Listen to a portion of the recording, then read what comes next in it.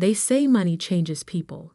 I never truly understood what that meant until I watched my own brother transform from someone I'd take a bullet for into a stranger wearing a designer suit and a fake smile. I'm Emma Mitchell, 34, and until 6 months ago, I was the proud sister of Marcus Mitchell, Silicon Valley's newest self-made success story. At least, that's what Forbes called him in their 30 Under 30 feature. The truth? Well, that's a bit more complicated. Growing up, Marcus and I were inseparable. Just 14 months apart, we were more like twins than regular siblings. While our parents worked double shifts at their restaurant to keep us fed and clothed, we looked after each other. I helped Marcus with his math homework. He scared away the boys who tried to bully me in middle school. When I got my first job at 16, I split every paycheck with him so he could buy the computer parts he dreamed about. One day, he'd say, hunched over his latest technological experiment, I'm going to create something amazing. Something that'll change the world. And when I do, we'll never have to worry about money again. I believed him. How could I not? Marcus had always been brilliant, even if he was terrible at showing it in school. While other kids played video games, he learned to code. While they went to parties, he built computers from scraps he found at the local electronics recycling center. I was his biggest cheerleader, his constant supporter, and sometimes his only friend. When our parents' restaurant failed during the recession of 2008, I put my college plans on hold. Instead of pursuing my dream of becoming an architect, I took a job as a bank teller to help keep our family afloat. Marcus was devastated when I told him, "You can't give up college," he argued, his eyes filling with tears. "You've worked so hard for this." But I just smiled and hugged him. "It's not giving up," I told him. "It's investing in our future. You're going to do great things, little brother. Someone needs to make sure you get there." And for 10 years, that's exactly what I did. I worked my way up from teller to branch manager, taking night classes when I could afford them. Every spare dollar went into supporting Marcus's dreams. When he needed seed money for his first startup attempt, I emptied my savings account. When that failed, I took out a personal loan to fund his second try. When that one crashed too, I refinanced my small condo to give him one more shot. "Third time's the charm," I joked, handing him the check for $50,000. He hugged me so tight, I could barely breathe. "I'll pay you back double," he promised. "Triple. You'll see, Eve. This time, it's going to work." And surprisingly, it did. Mitchell Tech Solutions launched in 2020, just as the world was going digital. Their security software caught the attention of several major tech companies, and suddenly Marcus was everywhere. Tech magazines, business podcasts, startup conferences. My little brother had become the success story he'd always dreamed of being. I couldn't have been prouder. Even when he moved to a luxury apartment in San Francisco and started wearing suits that cost more than my monthly mortgage payment, I was just happy to see him living his dream. The fact that he hadn't paid back any of my loans yet didn't bother me. He was busy, I told myself. Building an empire takes time. Then came the announcement. Marcus was getting married to Victoria Blackwood, daughter of telecommunications mogul Robert Blackwood, the woman he'd met at some exclusive tech conference 3 months ago. The wedding would be at the Blackwood estate in the Hamptons, with a guest list that read like a who's who of Silicon Valley. "It's going to be perfect," Marcus told me over the phone, his voice distant and distracted. "Victoria's planned everything. Oh, and she needs another $50,000 for the flowers and the ice sculpture. Can you help out? Just one last time?" I was at the bank within the hour, taking out another loan against my condo. This was my brother's big day, his chance to truly become part of the elite circle he'd worked so hard to join. Of course, I would help. The wedding invitation arrived 2 weeks later, a gorgeous thing of handmade paper and gold leaf. I was admiring it at my kitchen table when my phone buzzed with a text from Marcus. Need to talk. Video call in 5. When his face appeared on my screen, something was different. The warmth in his eyes, the one that had survived all our struggles, was gone. In its place was something cold, calculating. There's been a change of plans, he said, not quite meeting my eyes. About the wedding. Victoria thinks it would be better if you didn't come. The world seemed to tilt sideways. What? It's just, he cleared his throat. The guest list includes some very important people. CEOs, investors, potential partners. Victoria thinks, well, we think it might be awkward having a bank manager there. It could affect some delicate business relationships. I stared at him, waiting for the punchline. It didn't come. Marcus, I'm your sister. I've supported you through everything. I've given you every penny I had. And I appreciate that. He cut in, his voice taking on the smooth, practiced tone I'd heard him use in interviews. But this is about the future of Mitchell Tech. We're in talks with major investors. The Blackwoods have connections we can't afford to jeopardize. You understand, right? I didn't understand. Not at all. But as I opened my mouth to argue, to remind him of everything we'd been through together, a notification popped up on my laptop. Someone had just tried to access my work email, specifically the folder where I kept documentation of all my loans to Marcus. That's when I knew. This wasn't just about the wedding. This was about erasing the past, creating a new narrative where Marcus Mitchell was truly self-made, with no messy family ties to complicate his perfect success story. You're right, I heard myself say, my voice steady despite the tears burning behind my eyes. I understand completely. After hanging up, I sat in my kitchen for a long time, staring at the wedding invitation I could no longer use. Then I opened my laptop and started digging through years of financial records, emails, and text messages. If Marcus wanted to rewrite history, he should have remembered one thing. I'm the one who taught him to always keep receipts. What I found in the next few hours would change everything. But that night, I just sat there, watching the sun set through my kitchen window, mourning the loss of the brother I thought I knew. Little did I know, this was just the beginning. The real story, the one that would eventually attract the FBI's attention, was about to unfold in ways none of us could have predicted. The thing about working in banking for 15 years is that you develop an eye for patterns.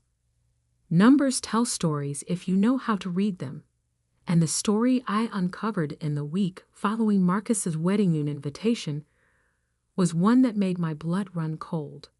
It started with a simple review of the loans I'd given him. $50,000 for his first startup attempt in 2018. Another $50,000 for the second try in 2019. The $50,000 that supposedly launched Mitchell Tech in 2020. And now, the final $50,000 for his wedding to Victoria. $200,000 total, all meticulously documented in my personal records. But something wasn't adding up.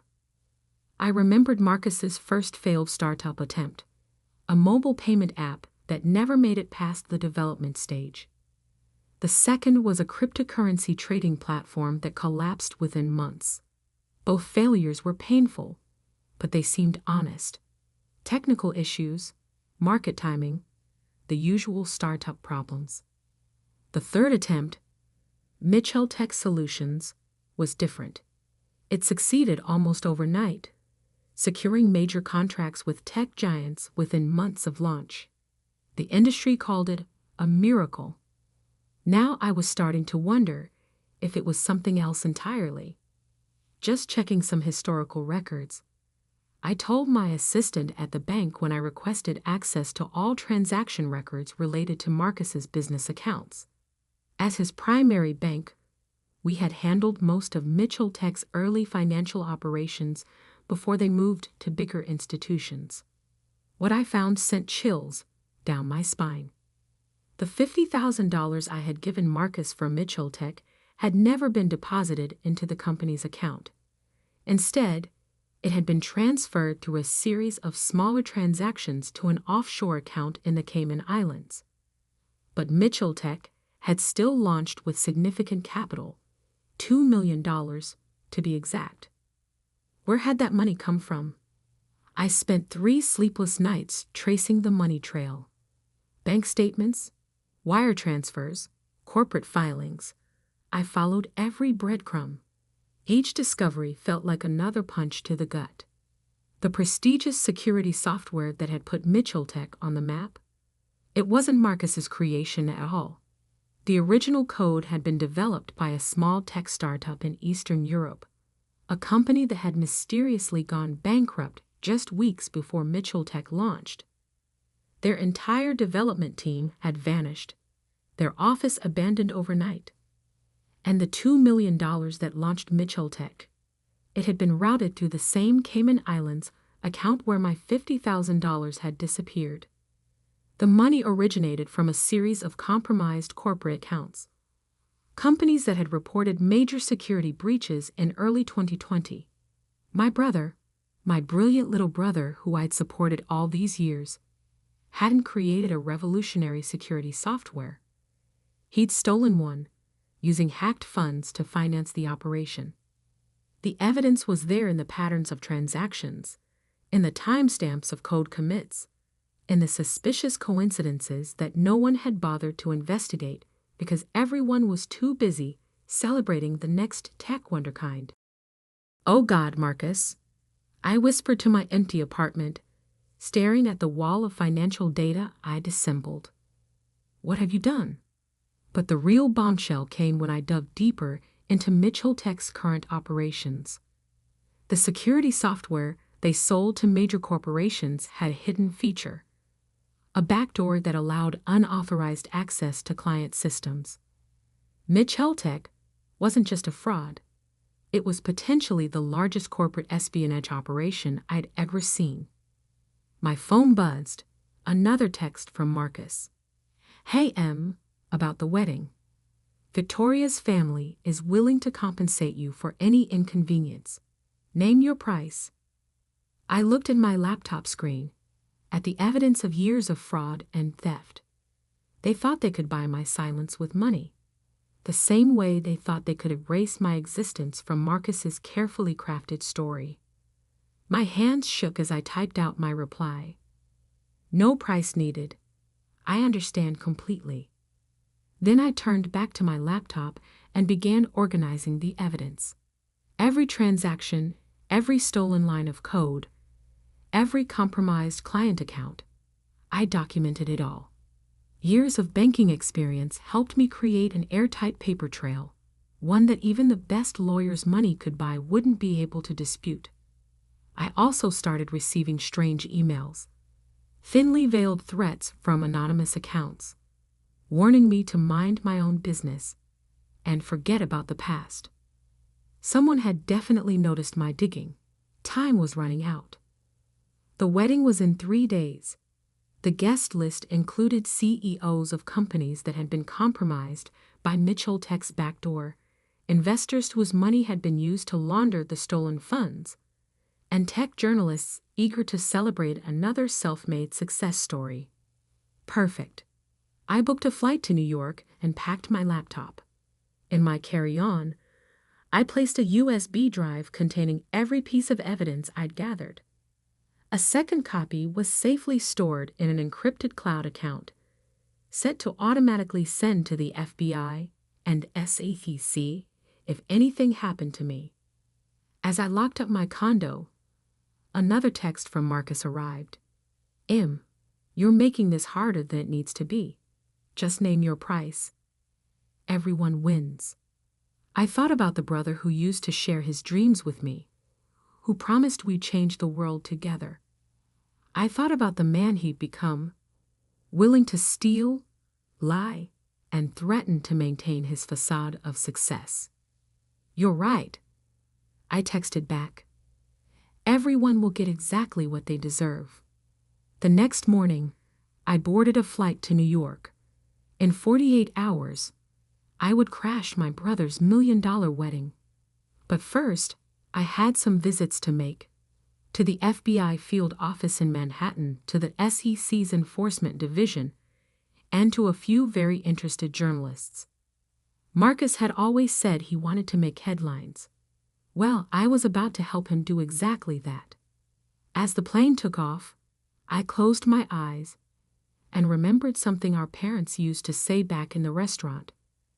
The truth, like cream, always rises to the top. It was time to let the truth rise. The Hampton estate where the wedding would take place was visible from the air as we descended into New York. A sprawling mansion by the ocean, its grounds transformed into a fairy tale venue for what the society pages were calling the tech wedding of the year.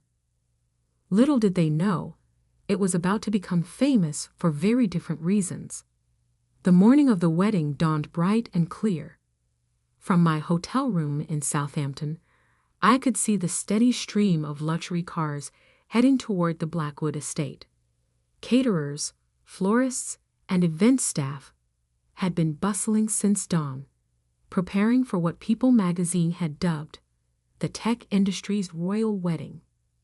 I took my time getting ready. The slate gray dress I'd chosen was expensive but understated, professional rather than celebratory. My laptop bag, containing everything needed to destroy my brother's carefully constructed world, felt heavy on my shoulder. "Mom, this is a private event," the security guard at the estate entrance said when I pulled up in my rental car. "I'll need to see your invitation." I smiled and handed him my business card instead. "I'm Emma Mitchell, sister of the groom. There's been a slight misunderstanding about my invitation. Why don't you call Marcus and let him know I'm here?" The guard looked uncertain, but I saw the moment he registered my last name. He stepped away to make a call, and I waited, watching more guests arrive in their designer outfits and luxury vehicles. 5 minutes later, Marcus appeared, looking immaculate in his custom tuxedo. But I could see the tension in his jaw, the barely controlled panic in his eyes. What are you doing here?" he hissed, pulling me aside. "We discussed this. You can't be here." "Actually," I said, keeping my voice level, "we need to talk. Now, before the ceremony." "There's nothing to talk about. I've offered to compensate you." "For what, Marcus? For the $200,000 in loans? For erasing me from your life? Or for using my banking credentials to help you launder stolen money?" The color drained from his face. Behind him, I could see Victoria approaching in a silk robe, her professional makeup only half complete. "Marcus, darling, is everything all right?" she called out. Then she saw me, and her perfectly shaped eyebrows drew together in annoyance. "What is she doing here?" "She was just leaving," Marcus said quickly, gripping my arm. "Weren't you, Em?" I pulled free of his grasp. "No, actually, I think I'll stay. I've brought a wedding gift that everyone needs to see." Victoria's face hardened. "Security," she called out. "I wouldn't do that," I said calmly, loud enough for nearby guests to hear. "Unless you want the FBI agents parked down the street to come in early. They're very interested in Mitchell Tech's operations, especially that back door in your security software, the one you've been using to steal corporate secrets from your clients." A small crowd had gathered now, drawn by the drama unfolding at the entrance. I could see Robert Blackwood, Victoria's father, pushing through the onlookers.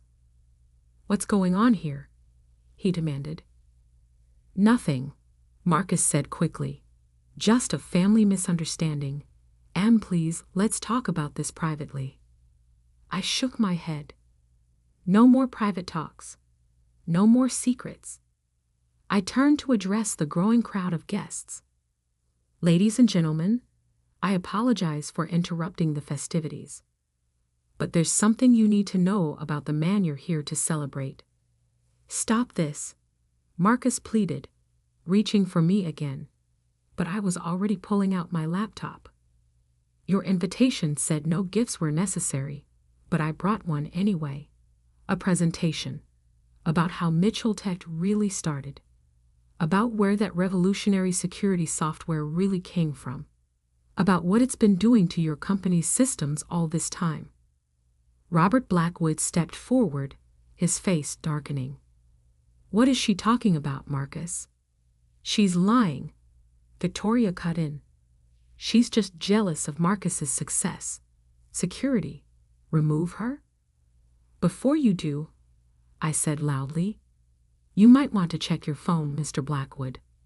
I believe you just received some very interesting emails about your future son-in-law's business practices."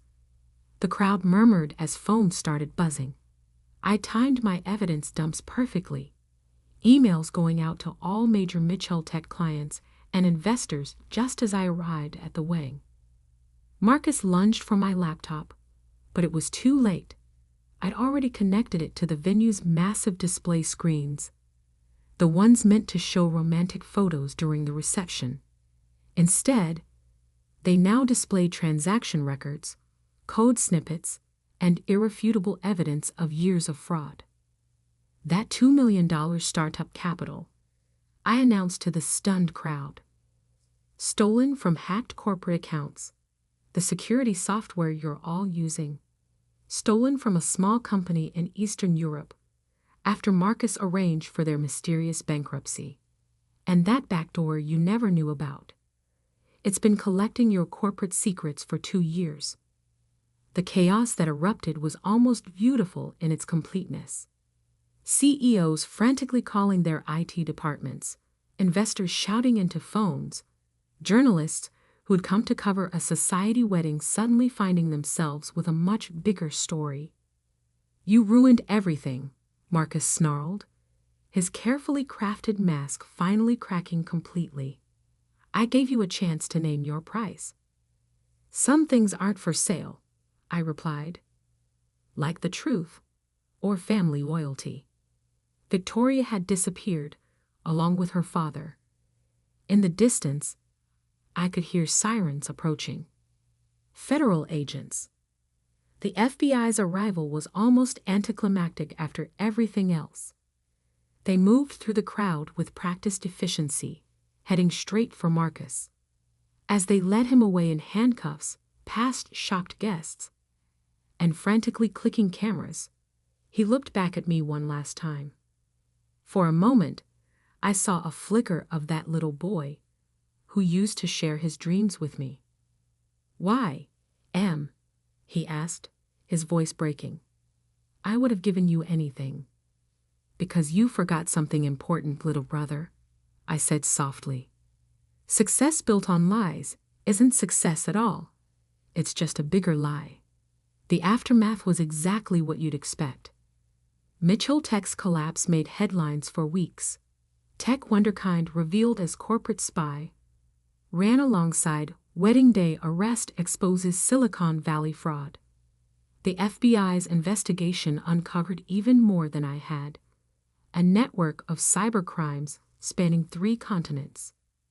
Victoria and the Blackwoods quickly distanced themselves, their PR team working overtime to paint themselves as victims. Most of Mitchell Tech's clients filed lawsuits. The stolen money was traced and returned, including my $200,000 in loans. I testified at Marcus's trial 3 months later. He didn't look at me once during my testimony about how he'd used my banking access to facilitate his crimes. He took a plea deal in the end. 15 years with possibility of parole, plus restitution to all his victims. The day after the sentencing, I received a letter from him in prison. "Dear M," it began. I forgot who I was trying to become someone else.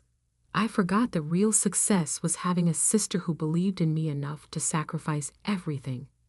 I forgot that the dreams we shared were worth more than all the fake success in the world. I know it's too late to fix what I broke, but I hope someday you can forgive me. Your brother, Marcus. I read the letter several times, tears blurring the words. Then I put it away in a drawer and went back to work. Not at the bank.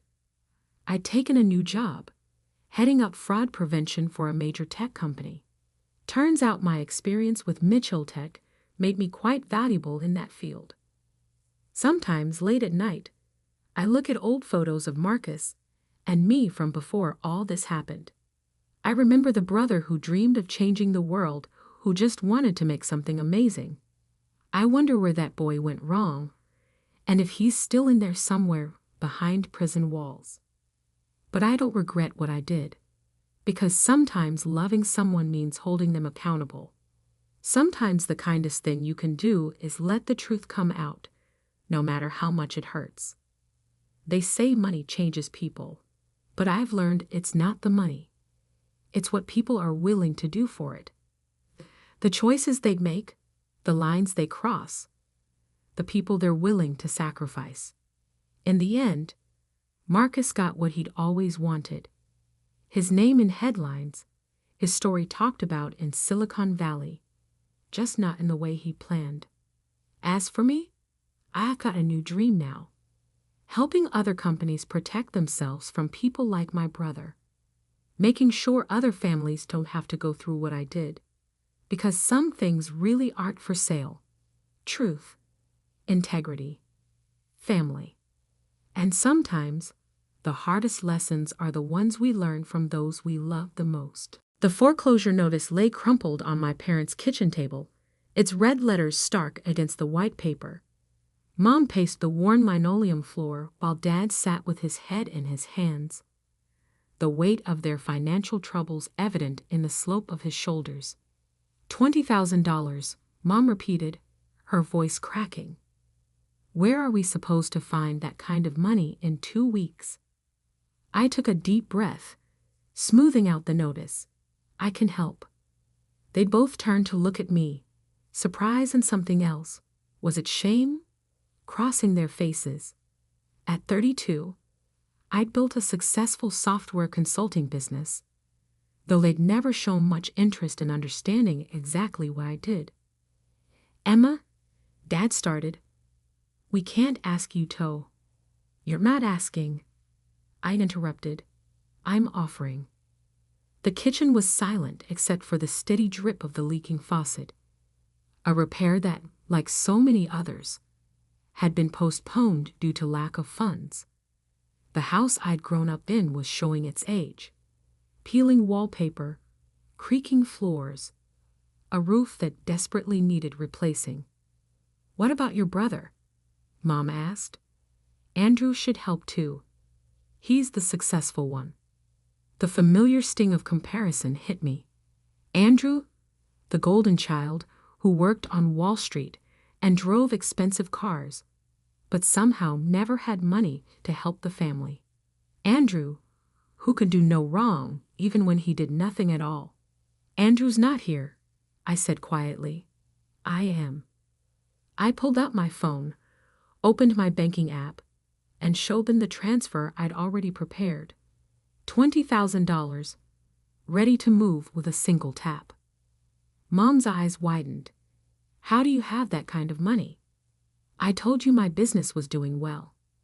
Though they'd never asked for details, never shown interest in my growing success, I can transfer it right now. Dad straightened in his chair. "We'll pay you back, of course." "No need," I said, tapping the transfer button. "Consider it a gift." The notification chimed, confirming the transaction. $20,000, more than they'd ever believed I could earn, let alone save. Moving from my account to theirs. I don't know what to say, Mom whispered, tears in her eyes. Just promise me something, I said, standing up. Promise you'll stop comparing me to Andrew. Stop acting like I'm somehow less successful just because I chose a different path. The moment the words left my mouth, I knew I'd made a mistake. Mom's face hardened, the gratitude vanishing as quickly as it had appeared. How dare you? She snapped. After everything we've done for you, you use this to try to make us feel guilty. That's not what your brother would never throw his success in our faces like this. I stared at her, disbelief mixing with a lifetime of hurt. I just gave you $20,000 to save your house. And now, you're using it against us. Mom's voice rose, just like you've always been jealous of your brother's success. Margaret, Dad said weakly, but she was too far gone. Get out, she screamed, pointing at the door. Get out and never come back. We don't need your money or your judgment. I stood frozen, the reality of what was happening slowly sinking in. I'd just given them enough money to save their home, and instead of gratitude, I was getting thrown out. Mom, please. Out. She grabbed my arm, pushing me toward the door. And take your money with you. We'll find another way. The transfer's already done, I said quietly, letting her push me onto the front porch. The mortgage is due in 2 weeks. Don't let your pride cost you your home. The door slammed behind me with enough force to rattle the windows. I stood there for a moment, listening to Mom's muffled sobs and Dad's attempts to calm her down. My phone buzzed. A text from Andrew. Heard Mom and Dad are having money troubles. You should help them out since you live closer. I laughed bitterly, walking to my car. Of course he'd heard. He always heard about problems, but never actually helped solve them. Another text came through as I started the engine. BTW, can you spot me 5? Investment opportunity came up. I turned off my phone without responding and pulled away from the house I'd grown up in, the house I'd just saved, the house I'd apparently never be welcome in again. But what my parents didn't know, what no one in the family knew, was that their mortgage wasn't the only financial situation I was intimately familiar with. I'd been watching, learning, gathering information about the house, about Dad's failed business ventures, about Andrew's investment opportunities that always seemed to need family funding. And I'd been planning. Because sometimes being the forgotten child, the one no one pays attention to, means you see everything. And sometimes being underestimated is the greatest advantage of all. I drove home to my quiet apartment, opened my laptop, and began typing an email to my lawyer. Phase 1 was complete, though not quite as I'd planned.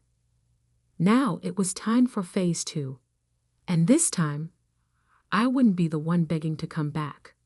2 weeks passed. My phone remained silent. No calls from Mom, no texts from Dad, not even an acknowledgement that my money had saved their home. The only family member who kept in touch was Andrew, sending increasingly desperate requests for loans. I sat in my home office, surrounded by monitors displaying financial data, when Diana from my bank called. Ms. Walker, there's been another attempt to access your accounts. Your brother again. I smiled grimly. Let me guess. He tried to use Mom's maiden name as verification. And your childhood pet's name. Should I flag his attempts as fraudulent? Not yet. I leaned back in my chair. Let's see how far he's willing to go. After hanging up, I pulled up the document I'd been working on. A detailed spreadsheet tracking every loan Andrew had taken from family members over the past 5 years. The total was staggering. Over $300,000 borrowed and never repaid. My intercom buzzed. "Your 2 p.m. is here," my assistant announced. Right on time, James Parker from the SEC walked into my office. He'd been surprisingly interested when I'd reached out about investigating certain investment schemes. "Ms. Walker," he said, setting his briefcase on my desk, "I've reviewed the documentation you sent. It's comprehensive." I nodded. 10 years of watching my brother scam family members tends to produce a lot of evidence. "This goes beyond family," James replied, opening his briefcase. "Your brother's been running an unauthorized investment operation, taking money from multiple sources, promising impossible returns. A Ponzi scheme," I finished. "I know. I've been tracking it for years." He looked up sharply. "Years? Why wait until now to come forward?" I turned my monitor so he could see the latest email from Andrew. "Emma, seriously need 50 by tomorrow. Huge opportunity. We'll pay back double in a month. Don't tell Mom and Dad. Because sometimes you have to wait for people to reveal who they really are." James studied the email. "Your parents, they're victims in this too." "They're his biggest enablers," I corrected. "They've remortgaged their house 3 times to give him money. The $20,000 I paid 2 weeks ago, that was to save them from foreclosure after his last sure-thing investment failed. And they don't know you're the one who reported him. They don't know anything about me," I said quietly. "They never have." My phone buzzed. A text from Dad. "Monthly mortgage payment due next week. Assuming you're handling it, since you offered to help." I showed it to James. "See? They threw me out 2 weeks ago, told me never to come back. Now they just expect me to keep paying." He shook his head. "We'll need statements from other victims, family members who lost money. Already compiled." I handed him a thick folder. Statements, bank records, text messages. Aunt Sarah lost her retirement fund. Uncle Pete had to sell his business. Cousin Michael's kids can't go to college. And they're all willing to testify. They will be, once they understand what really happened to their money. My phone buzzed again. "Mom, this time. Andrew needs help with an investment. If you can't support your brother, at least send the mortgage payment." James raised an eyebrow at the message. "Perfect timing," I said. "Ready to move forward?" He nodded, pulling out official-looking documents. "We can execute the warrants tomorrow morning." "No," I replied, checking my calendar. "Next week, Tuesday." "Why the delay?" "Because Monday is the monthly family dinner. The one where Andrew always announces his latest investment opportunity and collects more money." I smiled slightly. "I want him to have one last chance to show exactly who he is." After James left, I sat staring at my parents' texts. They hadn't bothered to ask how I was doing after throwing me out. Hadn't acknowledged the money I'd given them. Just demanded more, always more, to feed Andrew's endless schemes. My laptop pinged with an alert. Andrew had just booked a first-class flight to the Cayman Islands for next Wednesday. Right on schedule. I picked up my phone and typed a response to Mom. "I'll be at dinner on Monday." Her reply came instantly. "Good. Bring your checkbook. Your brother has an amazing opportunity to share." I forwarded the exchange to James, adding "surveillance team confirmed for Monday." "All set," he replied. "Recording devices will catch everything." I started typing an email to all the family members Andrew had scammed, scheduling it to send Tuesday morning. I know what happened to your money. Come to my office at 2 p.m. if you want the full truth. A final text came through from Andrew. Hey sis, got something big to discuss Monday. Bring that business brain of yours. And maybe a blank check? Looking forward to it, I replied. Because I really was. I'd spent years being the responsible one, the reliable one, the one they only noticed when they needed money. Years watching Andrew drain our family's resources while being praised as the successful son. Well, success comes in many forms, and sometimes it looks like finally exposing the truth. I opened my safe and removed the final piece of evidence. A recorded conversation from 5 years ago where Andrew admitted he was running a Ponzi scheme. I'd kept it all this time, waiting for the right moment. That moment was coming. Monday's family dinner would be one to remember, and Tuesday would change everything. I just hoped my parents would finally see the truth about their golden child before they lost everything trying to protect him.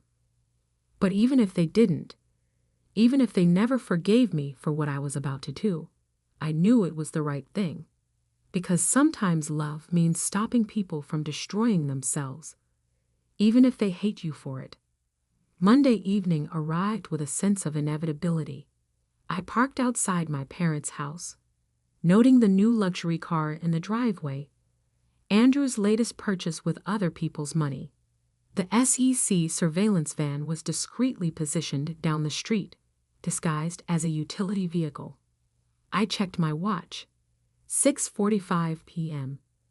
In less than 24 hours, everything would change. Mom opened the door before I could knock. Emma, finally. She hugged me as if she hadn't thrown me out 2 weeks ago. Andrew's got such exciting news. The house smelled of pot roast. Mom's specialty, always served when Andrew had a new investment opportunity to discuss.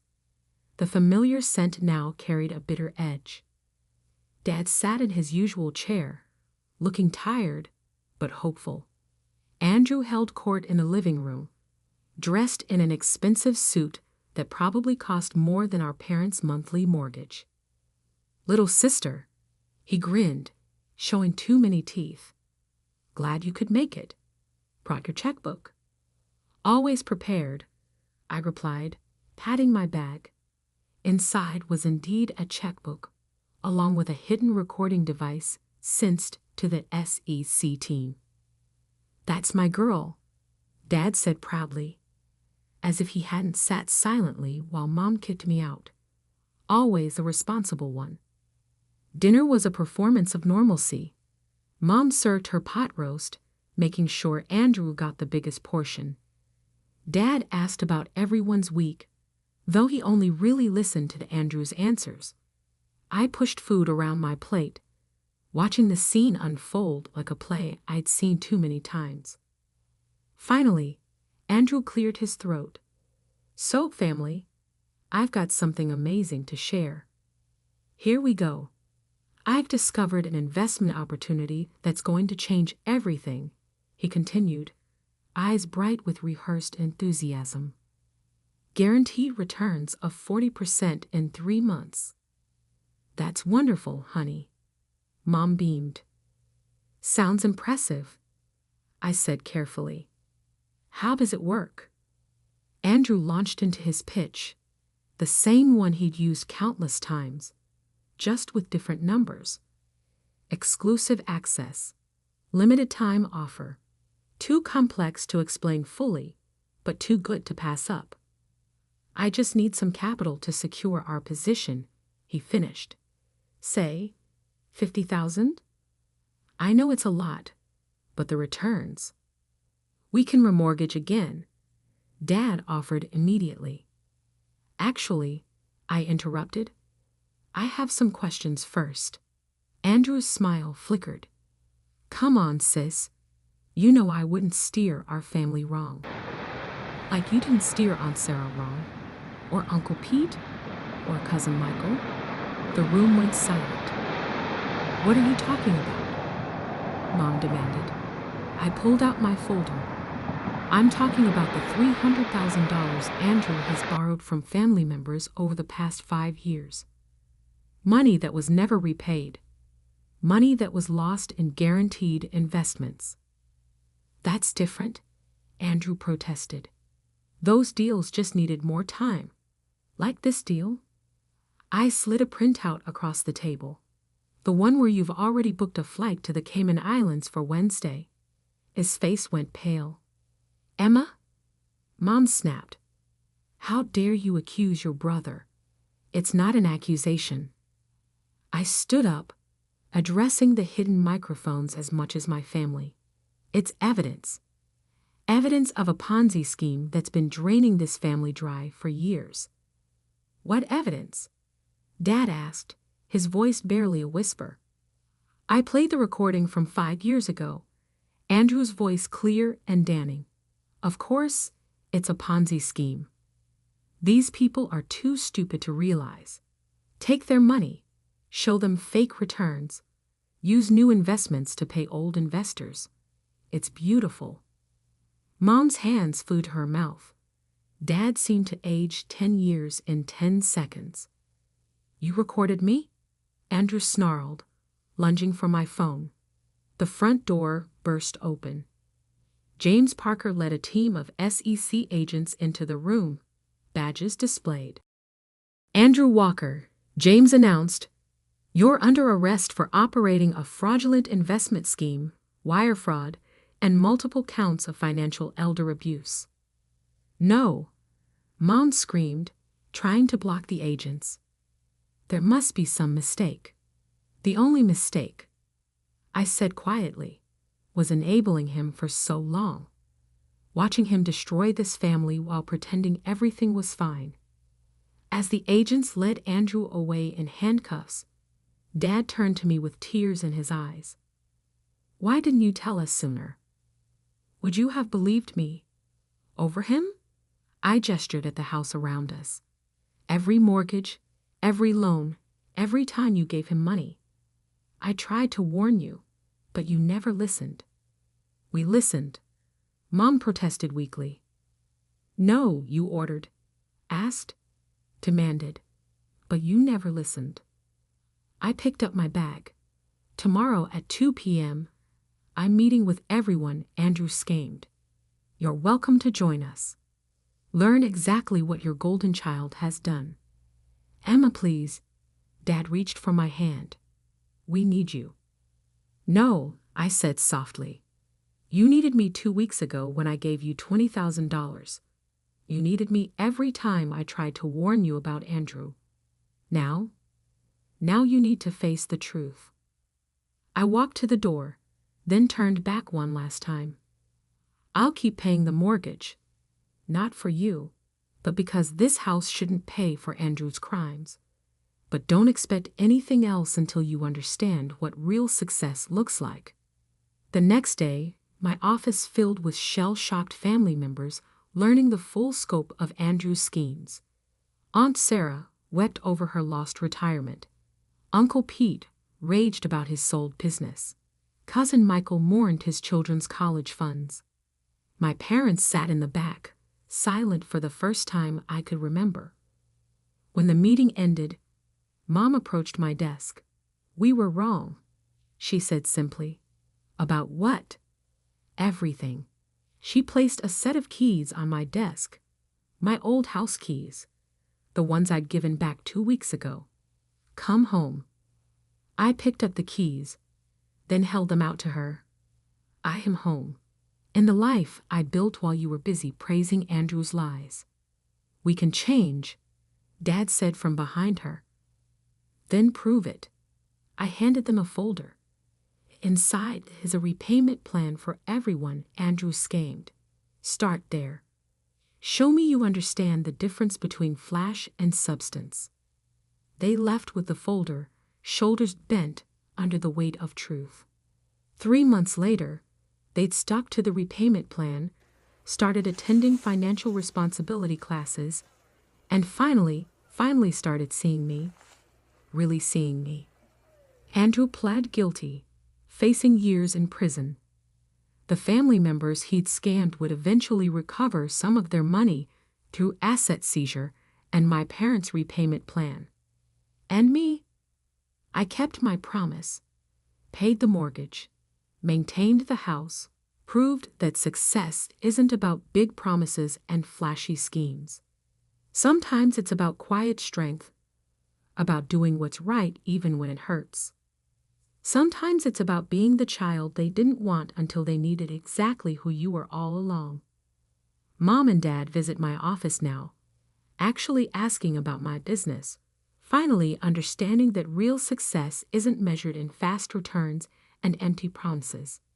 And that house they almost lost, they've put it up for sale, downsizing to something they can afford without depending on anyone else. They're learning, growing, changing, and so am I. Because sometimes the greatest victory isn't in proving others wrong. It's in finally proving yourself right, even if it takes losing everything to find it. The foreclosure notice lay crumpled on my parents' kitchen table, its red letters stark against the white paper. Mom paced the worn linoleum floor while Dad sat with his head in his hands, the weight of their financial troubles evident in the slope of his shoulders. $20,000, Mom repeated, her voice cracking. Where are we supposed to find that kind of money in 2 weeks? I took a deep breath, smoothing out the notice. I can help. They'd both turned to look at me, surprise and something else. Was it shame? Crossing their faces.